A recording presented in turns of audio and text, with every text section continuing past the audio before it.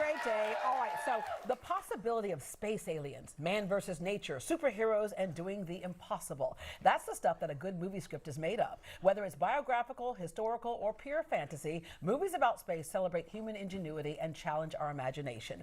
Joining us with space movie trivia, please welcome Dr. Garth Jowett. Good morning.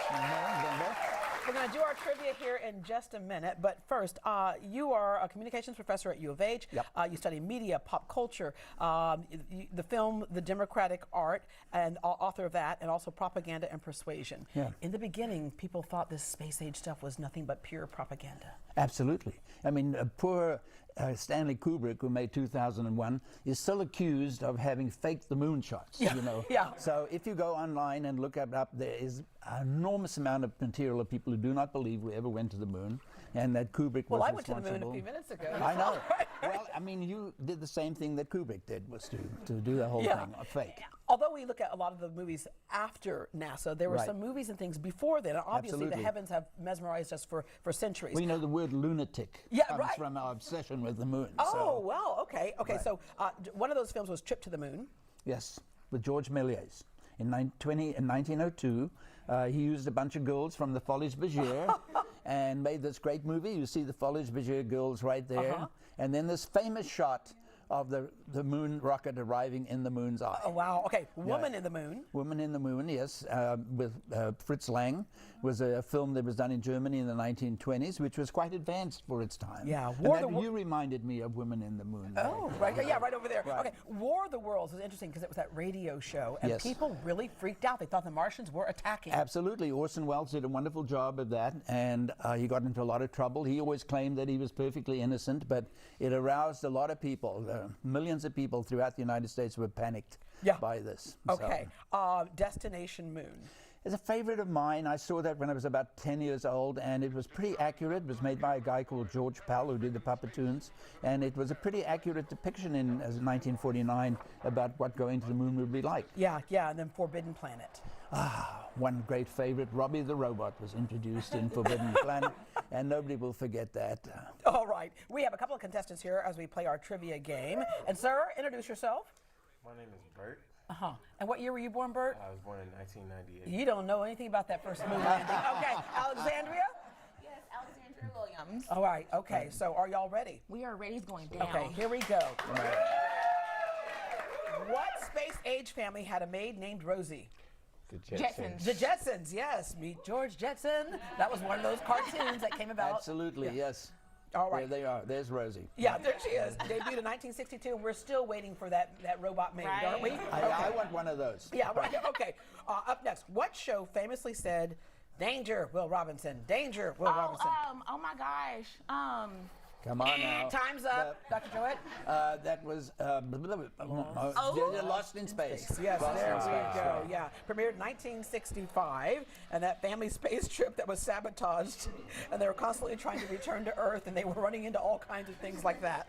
Okay, who said, "Live long and prosper"? Spock? Yes, Spock. Star Trek is interesting because it was one of those, didn't Star Trek was only meant for like one season and it just kept going, Well, not that long. The original one was only on for about 3 seasons. Oh, okay. And then it came back in various iterations, and it's grown and grown and grown. So yeah, with movies after movie after movie. All right. This song by German composer Richard Strauss was used for what movie? Please listen to the song.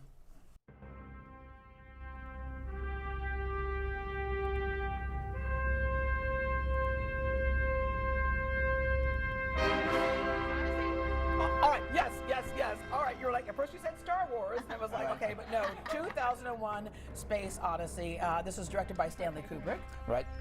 And another one where people were like, oh my gosh, could this really happen? No, right. Okay. The title of this movie means actual contact with alien life forms. Actual contact with alien life forms. I'm scared. Yeah. I don't know. Close Encounters of the Third Kind. Yes, the music. Yeah, there you go. Richard Dreyfuss, right? That was a Steven Spielberg film. Yes. Okay. This multi-billion-dollar movie series almost never got made. Star Wars. Pardon? Star Wars. Star Trek. Star Wars, Star Trek. Trek? Star Wars. You were right. You were right, Bert.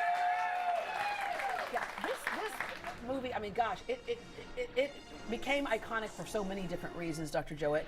One of them is the fact that they had trouble after trouble after trouble, and I think the production company pulled out on him at one point. Absolutely, and you know it continues. The Star Wars people are fantastic. The fans. They know everything about this series. They know everybody's name. They know every costume they ever wore. And God forbid if you ever cross them, because they'll come back at you with something. Yes, So- the Empire will strike back at you. Absolutely. Yeah. And quickly, by the way, Peter Finch, who's dead, they've now recreated him digitally so he can appear in the movies. Oh wow. Okay, and yeah, I think the other thing is like a lot of folks from American Graffiti. I think Harrison Ford at the time he had acted a little bit, but had like a construction job to make ends meet, and it's just kind of crazy how this film almost didn't get made. The other thing that it did was created that real connection between commercial things and a movie, right? Because I think they made another $1 billion off of that. What was another piece of trivia I heard from that was that he had a hard time, George Lucas, paying his secretary and said, well, would you rather take some points in the movie? It's like, what does points in the movie mean? He's like, well, you're not going to get paid, so let me just give you points in the movie. Best thing she ever did. Because that's Retired a multimillionaire. Yeah. All right. And then one last thing I'm going to come up with here. What was that one I wanted to see? Oh, okay. Reese's Pieces was this movie's official candy. Phone home. E.T. E.T. There you go. And again, you talk about the power of movies, Dr. Jowett. It's like when you put a car in the movie or a piece of candy in the movie, what that does for that product. How would you like to be the manager that turned down the prospect of putting on, what are those little... Reese's Pieces? No, the Smarties, the little... Oh, is that what happened? Yes. Smarties was supposed to be in the movie instead, and they said no. no. Oh my goodness. And where are they now? Yeah. All right. Well, thanks for playing along, and thank you, Dr. Thank you, Jowett. Ed. Good.